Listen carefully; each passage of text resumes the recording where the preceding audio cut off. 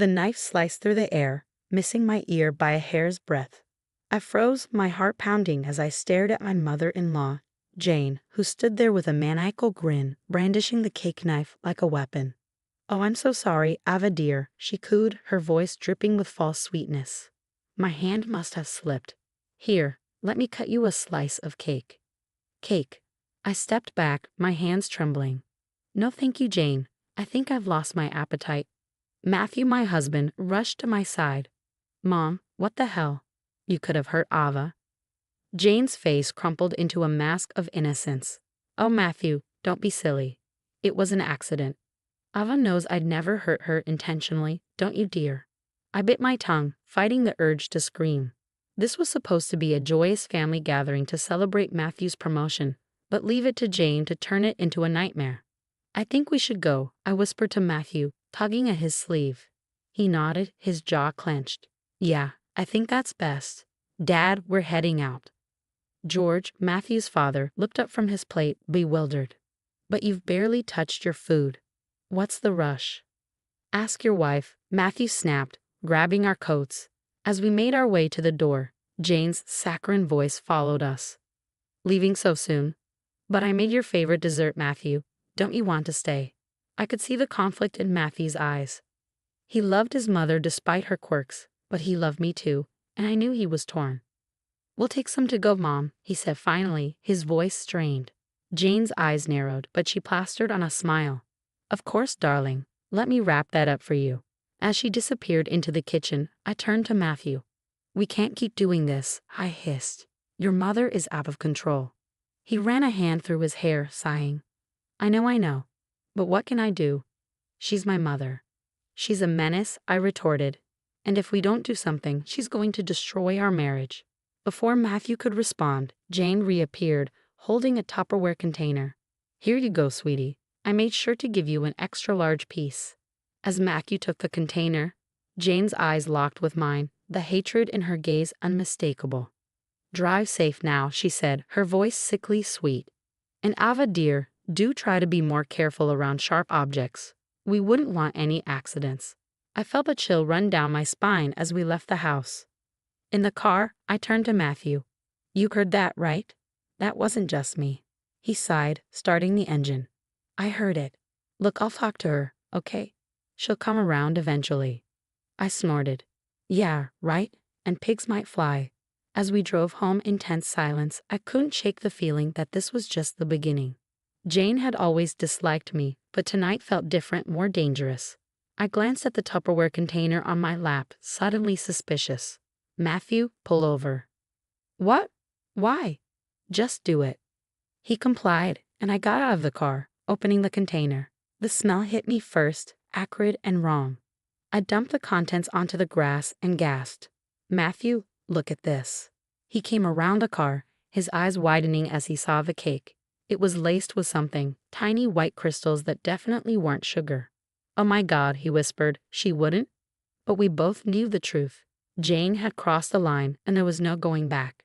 As we stood there staring at the tainted cake in the moonlight, I knew our lives would never be the same. The war with Jane had begun, and I was determined to win, no matter the cost. I stared at the photo album, my fingers tracing the edges of a picture from 5 years ago. There I was, beamy in my white dress, Matthew at my side, and there, just behind us, was Jane, her smile as brittle as glass. "Penny for your thoughts?" Matthew's voice startled me from my reverie. I snapped the album shut, just remembering the day I met your mother. God, I was so naive. Matthew sighed, settling beside me on the couch. "You couldn't have known, Ava. None of us did. But I should have. The signs were there from the very beginning." I closed my eyes, remembering that fateful day 5 years ago. Matthew and I had just gotten engaged and were heading to his parents' house for dinner. I was nervous, eager to make a good impression. Jane had opened the door, her perfectly coiffed hair and immaculate outfit making me feel underdressed in my work clothes. "You must be Ava," she'd said, her eyes sweeping over me critically. "I thought you'd be taller." I'd laughed it off then, chalking it up to nerves, but as the evening wore on, Jane's barbs became sharper, more pointed. "So Ava," she'd said over dessert, "Matthew tells me you're quite career-focused. I do hope you'll find time for a family. A woman's most important job is being a mother, after all. I'd nearly choked on my coffee. Well, I believe a woman can have both a career and a family, I'd replied, trying to keep my voice steady. Jane's eyes had narrowed. How modern of you. The tension in the room had been palpable. George, bless him, had tried to change the subject, but Jane wasn't done. And what exactly do your parents think of your ambitions? She'd asked, her voice dripping with disdain. I'd straightened my spine, meeting her gaze. My parents are proud of me. They've always encouraged me to follow my dreams. Jane had sniffed. I see. Well, I suppose not everyone values tradition these days. The memory faded, and I found myself back in the present, anger bubbling in my chest. She hated me from the start, Matthew, I said, my voice tight. And now she's trying to poison us, literally. Matthew ran a hand through his hair, his face a mask of anguish. I know, but what can we do? She's my mother. I stood up, pacing the room. We need to confront her, make her understand that her behavior is unacceptable. Just then, my phone buzzed. It was a text from an unknown number. Stay away from my son, you gold-digging harlot, or else. I showed the message to Matthew, watching the color drain from his face. This has gone too far, he muttered, pulling out his own phone. I'm calling her right now. As Matthew dialed, the doorbell rang. We exchanged a wary glance. I'll get it, I said, moving towards the door. I opened it to find Jane standing there, a saccharine smile on her face and a casserole dish in her hands. Surprise, she chirped. I thought I'd drop by with a little home-cooked meal. You two must be so busy with your careers, you probably don't have time for proper nutrition. I stood frozen, my mind racing. Behind me, I could hear Matthew's voice rising as he argued with someone on the phone. Jane's eyes narrowed. Aren't you going to invite me in, dear? I swallowed hard, my heart pounding. Jane, I don't think. Mom, Matthew appeared behind me, his face a storm of emotions. What are you doing here? Jane's smile never wavered. Just bringing my favorite couple a little treat. Won't you let me in? I glanced at the casserole dish, remembering the tainted cake. My stomach churned. Actually, Jane, I said, finding my voice at last, we need to talk about boundaries, respect, and your recent actions. Jane's smile faltered for a moment before returning, brighter and more menacing than ever. Oh, Ava, she purred, pushing past me into the house. I think it's high time we had a little chat, indeed. As the door closed behind her, I caught Matthew's eye. The look we shared was clear. This confrontation was long overdue, and there was no telling how it would end. I never thought I'd dread checking my mailbox, but here I was, heart pounding as I reached for the stack of envelopes. Bills, junk mail, and there it was, another pink envelope reeking of Jane's cloying perfume. With trembling hands, I tore it open. Inside was a cutesy card with kittens on the front. The message inside made my blood run cold. Tick-tock, dear. Your biological clock is running out. Matthew deserves a real family. I crumpled the card, fury rising in my chest. This was the third one this week. Jane's campaign of psychological warfare was relentless. As I stormed back to the house, I nearly collided with our neighbor, Mrs. Simmons. Oh, Ava, she exclaimed, her eyes narrowing.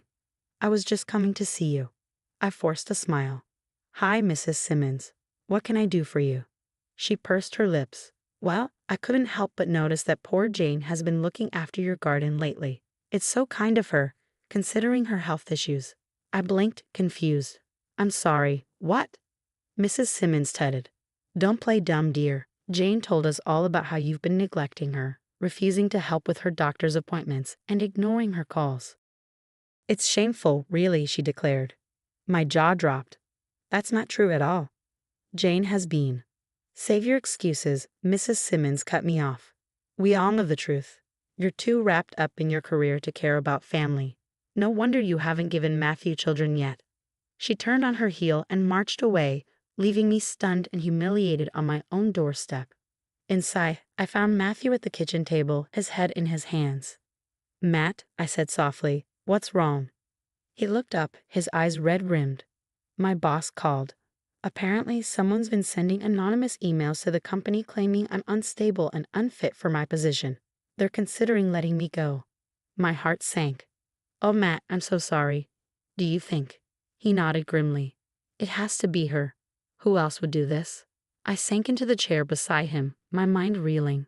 She's destroying our lives, Matt. The neighbors think I'm neglecting her. She's trying to get you fired. What's next? Matthew reached for my hand. We need to confront her together. This has to stop. Just then, my phone buzzed. It was a text from an unknown number. Check your email, sweetheart. You might find something interesting. With a sense of dread, I opened my inbox. There, in bold letters, was a message from my company's HR department regarding your resignation. No, I whispered, my voice breaking. She didn't. Matthew peered over my shoulder, his face darkening. She faked your resignation. That's it. We're going over there right now. As we grabbed our keys and headed for the door, it burst open. There stood Jane, her face a mask of concern. Oh, my dears, she cried. I came as soon as I heard. Ava, losing your job like that, and Matthew, those terrible rumors at work. You poor things must be devastated. I stared at her, speechless with rage. How dare she stand there pretending to care when she was the cause of all this misery? Matthew stepped forward, his voice low and dangerous. Cut the act, Mom. We know what you've been doing. Jane's eyes widened in feigned innocence. What on earth do you mean, sweetheart? I'm only here to help. Help? I exploded. You call this helping? You've been trying to ruin our lives. Jane's facade cracked for a moment, a flash of malice in her eyes. I'm only doing what's best for my son. He deserves better than you. The tension in the room was palpable. Matthew stood between us, torn between the woman he loved and the mother who raised him. Enough, he said finally. This ends now. We're going to sit down and hash this out once and for all. As we moved to the living room, the air thick with unspoken accusations, I couldn't shake the feeling that this confrontation would change everything. For better or worse, our family would never be the same after today. The Christmas tree lights twinkled mockingly as I stood in the corner of Jane and George's living room, clutching my glass of wine like a lifeline. The annual family gathering had barely begun, and already I felt like I was suffocating. More eggnog, anyone? Jane's saccharine voice cut through the forced cheer, her eyes locked onto mine with a predatory gleam. Ava dear, you're not drinking. Surely you're not expecting. The room fell silent. I felt the weight of everyone's stares, especially Matthew's. We'd been trying for a baby for months with no success. It was a sore point, one Jane loved to prod. No, Jane, I said, my voice tight, just watching my alcohol intake. Such a shame, she continued. You know, at your age, every month counts, tick-tock, as they say. I saw Matthew tense, ready to intervene, but I shook my head slightly. I wouldn't let her bait me, not today. As the evening wore on, Jane's barbs became sharper, more frequent. She regaled the family with stories of Matthew's childhood, pointedly mentioning how she'd given up her career to raise him. Of course, some women prefer their jobs to family, she said, her gaze boring into me. I suppose that's why some never become mothers. That was it. I slammed my glass down, wine sloshing over the rim. Enough, Jane. Just say what you really mean. The room went deadly quiet. Jane's eyes widened in fox innocence. Whatever do you mean, Ava? You think I'm a failure as a wife because I work, because I haven't given you grandchildren yet? Well, guess what? My worth isn't determined by my ability to procreate. Jane's mask slipped, revealing the spite beneath. No, your worth is determined by how you treat family, and you, my dear, are sorely lacking. Mom, Matthew interjected, but Jane was on a roll. You've torn this family apart, she hissed, with your selfish career ambitions and your inability to give Matthew children. He deserves better. I felt like I'd been slapped. Tears pricked my eyes as I looked around the room. George stared at his feet, avoiding conflict as usual. Matthew's cousins whispered among themselves, and Matthew just stood there frozen. In that moment, I'd never felt more alone. You want to know why we don't have kids yet, Jane? I said, my voice shaking. Because every doctor we've seen says the stress in our lives is affecting our fertility. And you know what the biggest source of that stress is? You. Gasps echoed around the room. Jane's face turned an alarming shade of red. How dare you blame me for your shortcomings? To confront her, ChatGPT, she shrieked. Matthew, are you going to let her speak to me like this? All eyes turned to Matthew. This was it, the moment he had to choose, his wife or his mother. But Matthew remained silent, his face a mask of anguish. and in his silence, I heard everything I needed to know.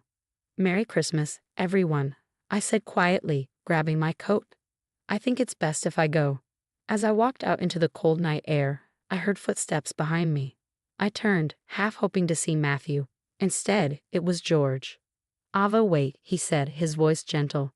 "I'm so sorry. What Jane said. It wasn't right." I smiled sadly. "But you didn't stop her, did you, George? None of you ever do." He looked away, shame written across his face. "You're right, and that needs to change." As I drove home alone, tears streaming down my face, I realized something had to give.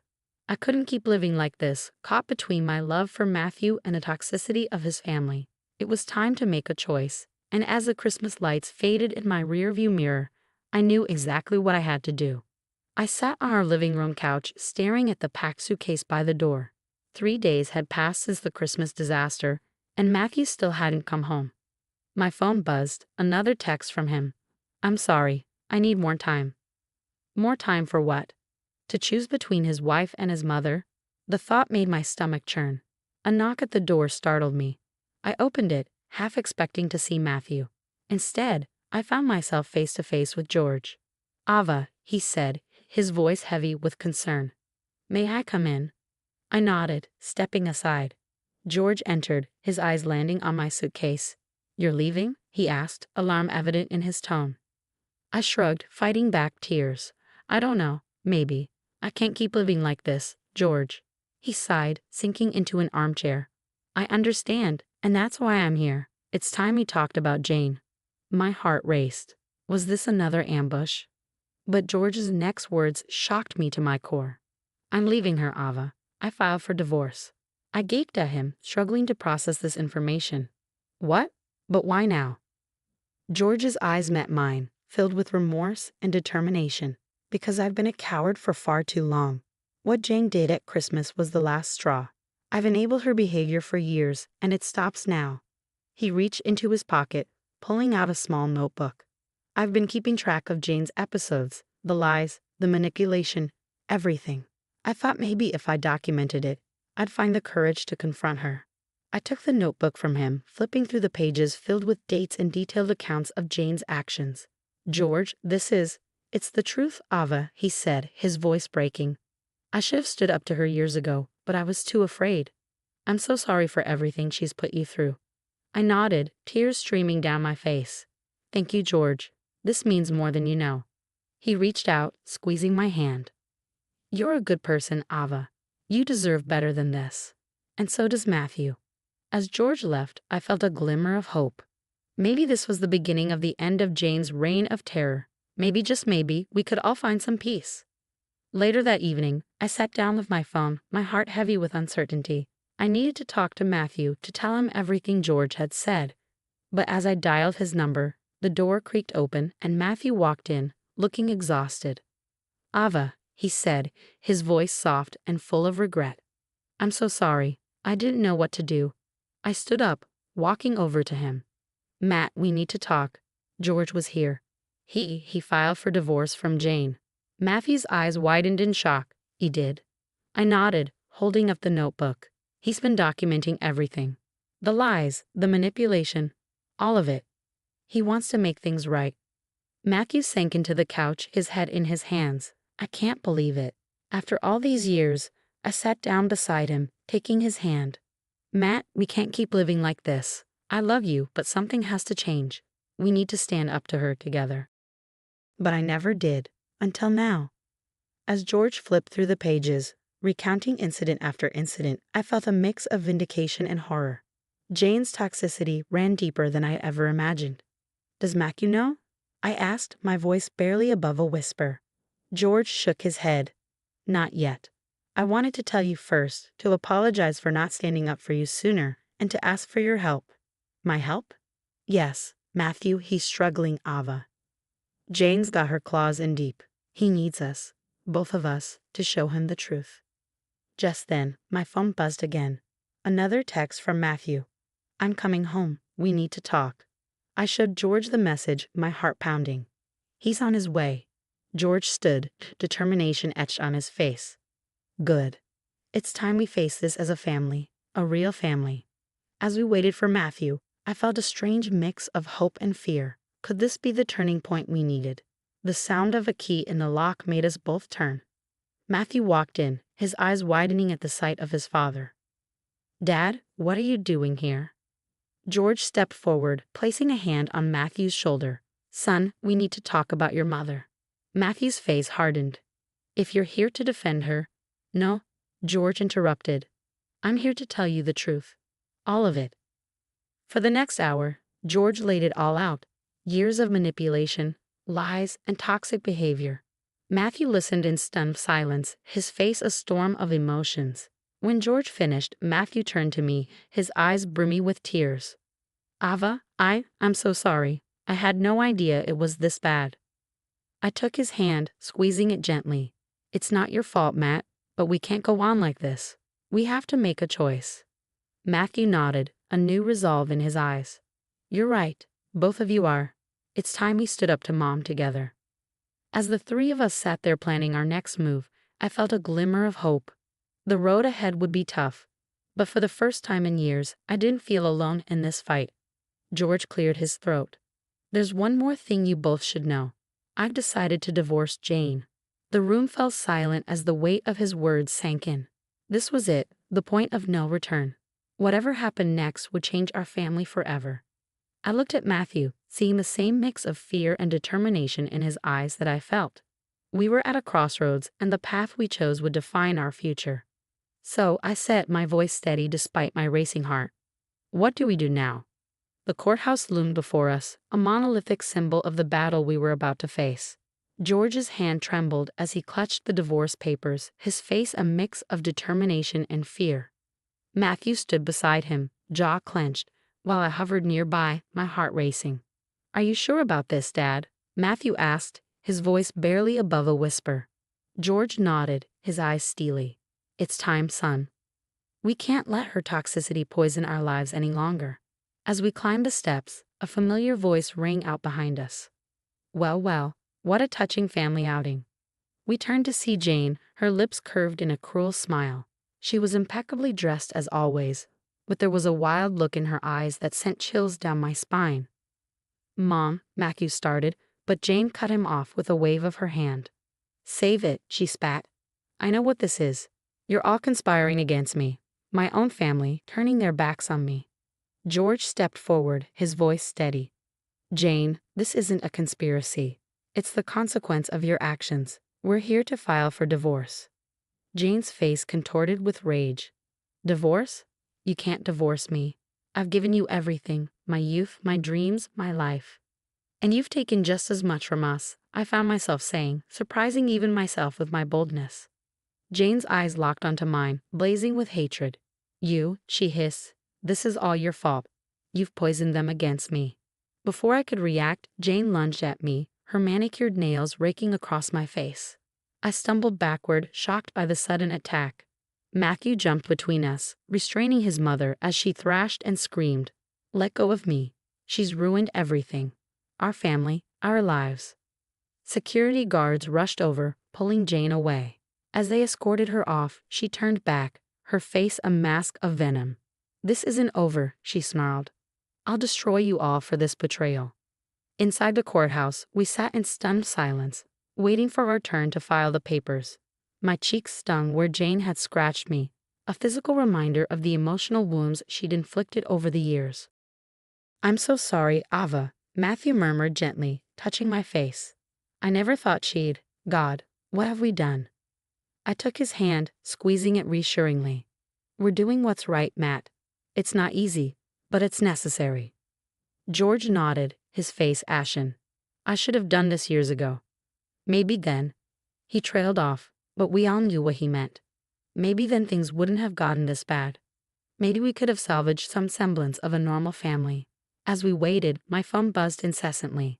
Messages flooded in from friends, neighbors, even colleagues. Jane had wasted no time spreading her version of events, telling everyone that we had you committed, George. I scrolled through the messages, accusations that we were trying to steal your assets and destroy your reputation. George's face fell. Of course she is. It's always been about control with Jane. If she can't have it, she'll burn everything to the ground. Just then, Matthew's phone rang. He answered, his face growing paler by the second. "It's my boss," he whispered, covering the mouthpiece. "Jane's called the company, claiming I'm having a mental breakdown and need to be placed on leave." I felt the walls closing in. Jane's web of lies and manipulation was spreading, threatening to unravel everything we'd worked for. Our careers, our reputations, our very lives were hanging in the balance. As Matthew argued with his boss, trying to explain the situation, I caught George's eye. The same thought passed between us. How far would Jane go in her quest for revenge? And more importantly, how could we stop her before she destroyed everything we held dear? The court clerk called our name, jolting us back to reality. This was it, the point of no return. As we stood to follow her into the judge's chambers, I couldn't shake the feeling that this was just the beginning of a war we might not be prepared to fight. The aftermath of George's divorce filing was like a tornado tearing through our lives. Jane's venomous lies spread through the community like wildfire, leaving destruction in their wake. I stood on our front porch, watching as yet another neighbor hurried past, averting their eyes. The isolation was suffocating. George's voice called from inside. "You need to see this." I rushed back in to find George and Matthew huddled around a laptop. On the screen was a local community forum, ablaze with posts about us. "She's telling everyone I'm abusive," Matthew said, his voice cracking. "That I've been manipulating Dad into the divorce, that we're after his money." I felt the ground shift beneath my feet. This is insane. We have to do something. George nodded, a determined glint in his eye. "I've been making some calls. It's time we fought back." Over the next few days, George became a man possessed. He went door to door, speaking to neighbors and showing them his notebook of Jane's misdeeds. I watched in awe as he transformed from the passive man I'd known into a fierce defender of the truth. But Jane wasn't going down without a fight. As George made headway with the neighbors, she upped her game. Suddenly, she was everywhere. At the grocery store, the park, even outside my office, always playing the part of the frail, wronged woman. "Did you see her at the pharmacy?" Mrs. Simmons cornered me one afternoon. Poor dear could barely walk. "Are you sure you're not being too harsh on her?" I bit back a scream of frustration. "Mrs. Simmons, it's all an act. Jane is." Now, she cut me off. "I know you're going through a rough patch, but let's not say things we can't take back." As Mrs. Simmons walked away, I felt the walls closing in. How could we fight an enemy who wielded sympathy as a weapon? The answer came in an unexpected form. One evening, as we sat around our dining table plotting our next move, a knock at the door interrupted us. Jane's phone buzzed. "It's Dr. Patel," George said, frowning. "Jane's doctor." We listened in stunned silence as George spoke to the doctor. When he hung up, his face was a mix of triumph and disgust. "Jane's been faking her health issues," he said. "Dr. Patel has been suspicious for a while and is willing to testify that there's nothing physically wrong with her." It was the break we needed. Armed with this information, we launched a counter-offensive. George spoke to the local paper, sharing his story and the truth about Jane's deception. Matthew reached out to his company, explaining the situation with Dr. Patel's statement backing him. Slowly, the tide began to turn. Neighbors who had shunned us started to reach out, offering apologies and support. Jane's web of lies began to unravel. But just as we thought we were gaining ground, disaster struck. I woke up one morning to find our front yard filled with news vans and reporters. "Ava," Matthew called from the living room. "You need to see this." On the TV, Jane stood before a sea of microphones, tears streaming down her face. "My own family," she sobbed. "They've turned against me all because I dared to speak the truth about their greed and manipulation." My heart sank as I watched the sympathetic nods of the reporters. Jane had taken her performance to a national stage. As the doorbell began to ring incessantly with reporters clamoring for our side of the story, I felt a wave of despair wash over me. How could we possibly fight this? Our private family drama had become a public spectacle, and Jane was playing the role of the victim to perfection. Matthew turned to me, his face pale. "What do we do now?" I looked from him to George, both men looking more defeated than I'd ever seen them. This was it, the moment that would define our future. We could either crumble under the pressure or stand up and fight. Taking a deep breath, I squared my shoulders. "We tell our story," I said, my voice steadier than I felt. "All of it. No more hiding, no more shame." It's time the world knew the truth about Jane. As I reached for the door, ready to face the media storm outside, I silently prayed we were making the right choice. Because if this didn't work, we'd be giving Jane exactly what she wanted, our complete and utter destruction. The courtroom fell silent as Jane took the stand, her face a mask of practiced sorrow. I gripped Matthew's hand tightly, my heart pounding. This was it, the moment that would decide everything. Mrs. Thompson, our lawyer began, can you explain why you've been spreading false information about your family? Jane's eyes welled with tears. I've only ever told the truth. My family has abandoned me, left me to suffer alone. I felt a surge of anger, but before I could react, our lawyer produced a familiar notebook, George's meticulous record of Jane's behavior. Your Honor, he said, I'd like to present evidence of Mrs. Thompson's long history of manipulation and deceit. As our lawyer read excerpt after damning excerpt, I watched Jane's facade crumble. Her eyes darted around the courtroom, searching for sympathy but finding none. Then came the coup de grace. Dr. Patel's testimony. He calmly explained how Jane had fabricated her health issues, using them to garner sympathy and control her family. In my professional opinion, Dr. Patel concluded, Mrs. Thompson is in perfect health. Her claims of debilitating illness are entirely false. A murmur rippled through the courtroom. Jane's face contorted with rage, her mask finally slipping completely. You ungrateful wretches, she shrieked, pointing at us. After everything I've done for you? As security restrained her, I felt a weight lift from my shoulders. The truth was out, and Jane could no longer hide behind her lies. The judge's ruling was swift and decisive. Jane was ordered to cease all contact with us, and George's divorce was finalized. As we left the courthouse, a crowd of reporters waited. Mr. and Mrs. Thompson, one called out, how do you feel about the verdict? I looked at Matthew and George, seeing my own mix of relief and sadness mirrored in their eyes. Taking a deep breath, I stepped forward. We're relieved that the truth has come to light, I said, my voice steady. But more than that, we're hopeful that we can now move forward and heal as a family. In the weeks that followed, life slowly began to return to normal. Our neighbors, once wary, now greeted us warmly. Matthew's company, satisfied with the court's findings, welcomed him back with open arms. But the biggest surprise came on a quiet Sunday morning. As Matthew and I sat at the breakfast table, I felt a sudden wave of nausea. Ava, Matthew's voice was concerned. Are you okay? I looked up at him, a smile spreading across my face as realization dawned. Matthew, I think I'm pregnant. The joy that filled our home that day was indescribable. We shared the news with George, his eyes filled with happy tears.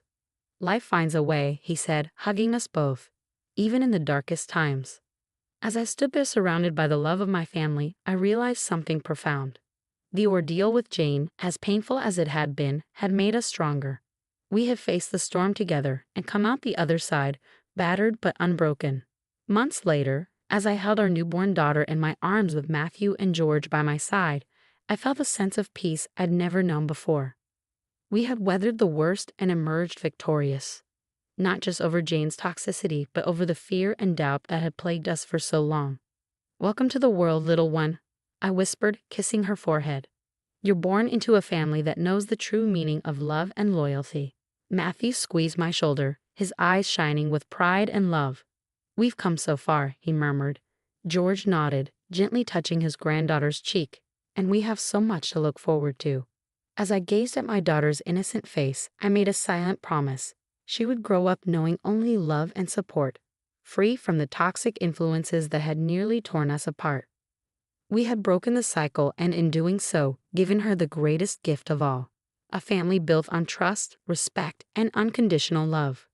The road ahead wouldn't always be easy, but I knew we could face anything as long as we stood together. We had weathered the storm, and now, at last, we could bask in the sunlight of a brighter tomorrow.